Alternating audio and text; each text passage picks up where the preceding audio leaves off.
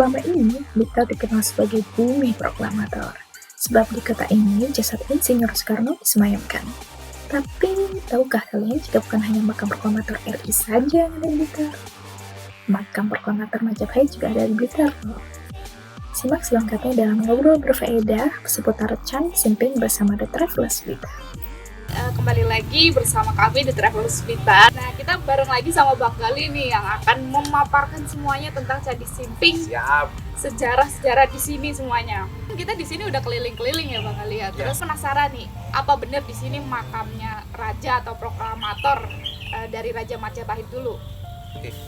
Ya memang Candi Simping ini kita kenal sebagai salah satu makam atau tempat perabuan percandian dari salah satu raja Majapahit, raja pertamanya yaitu pendiri Majapahit yang kita kenal dengan nama Raden Wijaya atau dengan gelarnya Kertarajasa Jayawardhana.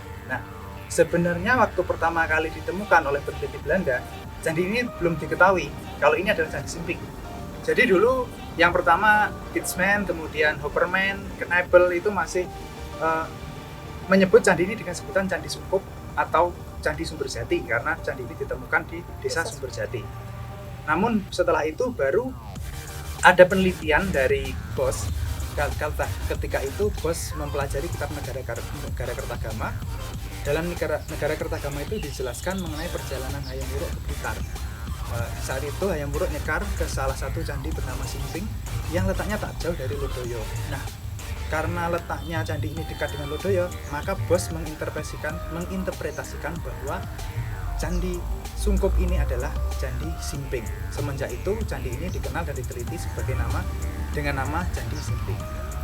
Oh, jadi asal muasalnya nama Candi Simping itu dari penelitian terdahulu. Ya. Karena kan juga banyak sekali yang beranggapan bahwa candi-candi itu adalah makam para raja-raja, tapi sebenarnya bukan. Betul. Jadi saat dulu itu raja itu setelah wafat akan dicandikan sesuai dengan dewa yang dipujanya semasa hidup. Jadi dia dibuatkan candi, dimonumenkan untuk candi. Jadi istilah makam itu hanya untuk istilah untuk orang umum menyebut bahwa candi itu adalah makam dari raja. Tapi sebenarnya bukan makam tempat raja diberikan, bukan. Ketika periode Jawa Timur, kerajaan periode Jawa Timur itu kan sudah mengenal dewa raja, bahwa raja itu adalah titisan dewa di dunia, sehingga ketika dia wafat dia akan kembali suci menjadi dewa. Oleh karena itu dia perlu proses dicandikan. Nah, sekarang yang lagi boomingnya banget, bener gak sih kalau misalnya Blitar itu tempat makamnya para raja atau tanahnya para raja? Salah satu bukti yang kuat itu ya Candi Simping ini adalah makam atau tempat penggamaan dari Raja Kertarajasa Jayawardhana. Namun apakah candi-candi yang lain itu juga pendarmaan para raja? Itu belum tentu. Jadi yang sudah kemungkinan besar itu ya Simping, Sumberjati. Kemudian yang banyak dijumpai dalam naskah-naskah kuno itu adalah Meleri.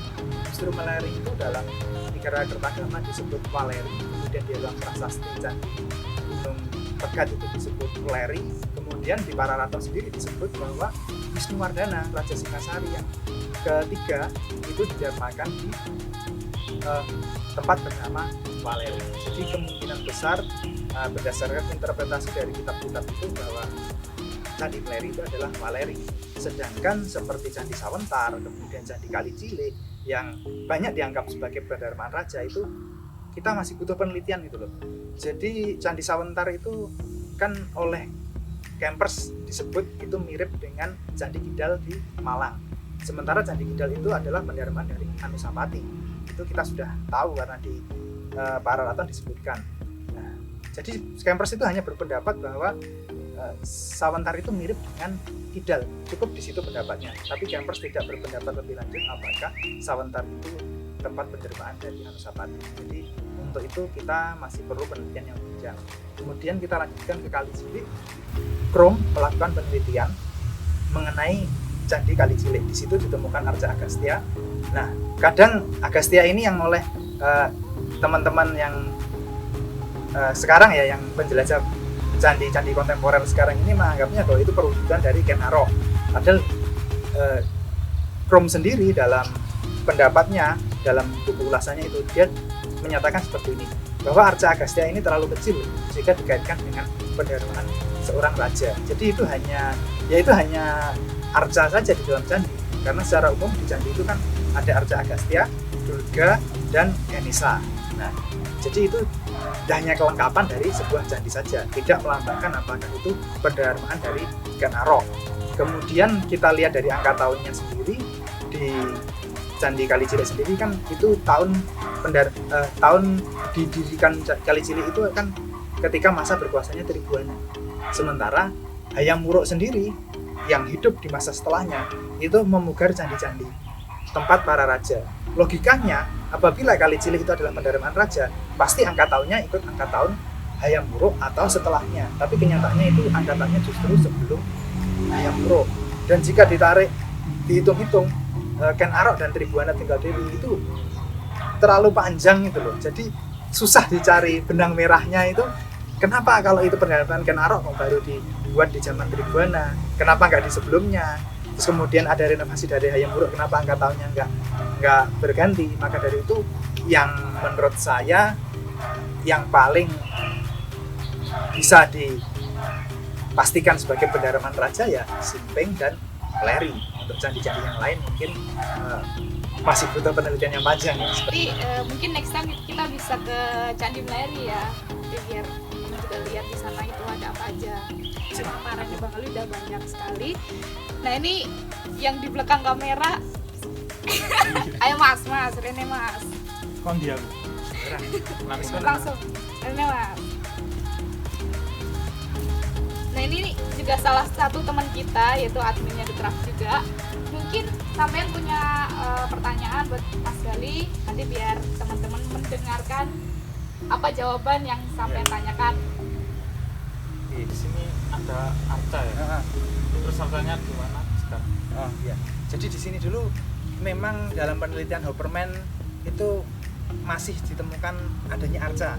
Arca itu yang kita kenal dengan Harihara karena dia perpaduan antara Wisnu dan Siwa. Saat ini arcanya berada di Museum Nasional. Nanti deh kita tampilkan di video ini.